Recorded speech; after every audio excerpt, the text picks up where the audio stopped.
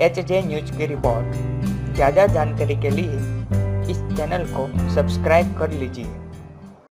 नमस्कार, आप सबका स्वागत है। 27 सितंबर 1986 को अमेरिका के क्लीवलैंड शहर में एक साथ 15 लाख गुब्बारे छोड़े गए थे। इनका उद्देश्य वर्ल्ड रिकॉर्ड बनाना और सोशल वर्क के लिए फंड इकट्ठा करना था, लेकिन कुदरत ने कुछ और ही सोच रखा था। उस दिन ऐसा तूफान आया कि सारे गुब्बारे फिर से जमीन और पानी पर गिर गए। इस चक्कर में पुलिस का हेलीकॉप्टर एरी लेक में लापता 2 लोगों को खोज नहीं पाया।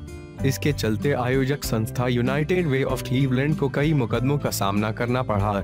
जानिए उस दिन हुआ क्या था।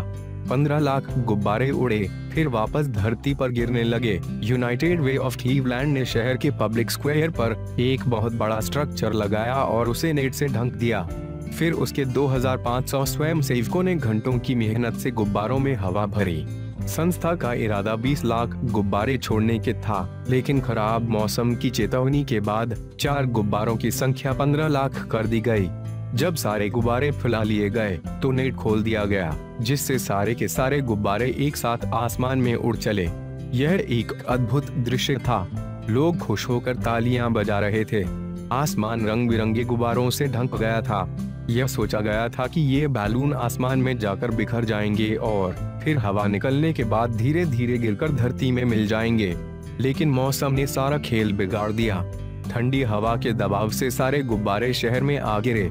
चारों ओर गुब्बारे फैले थे, उनसे गलियां पट गई थीं। एक रनवे जाम हो गया था। बहुत सारे गुब्बारे एरी झील में गिरकर तैरते रहे। इसके चलते पुलिस का हेलीकॉप्टर झील में लापता 2 मछुआरों को नहीं खोज पाया। इन गुब्बारों के चलते अगले कुछ दिनों तक क्लीवलैंड शहर में जगह जगह कचरा बिखरा रहा। मछुआरों के परिवारों ने यूनाइटेड वे ऑफ क्लीवलैंड पर मुकदमा ठोक दिया। एक घोड़े के मालिक ने भी केस कर दिया कि गुब्बारों के कारण डर कर उसके घोड़े ने खुद को नुकसान पहुंचा लिया। संस्था पर कई अन्य मुकदमे हुए। इस घटना को अमेरिका में सबक की तरह लिया गया। इसके बाद से ऐसे किसी आयोजन के सभी पहलुओं पर गंभीरता से विचार किया जाता है और उसके बाद ही इजाजत दी जाती है।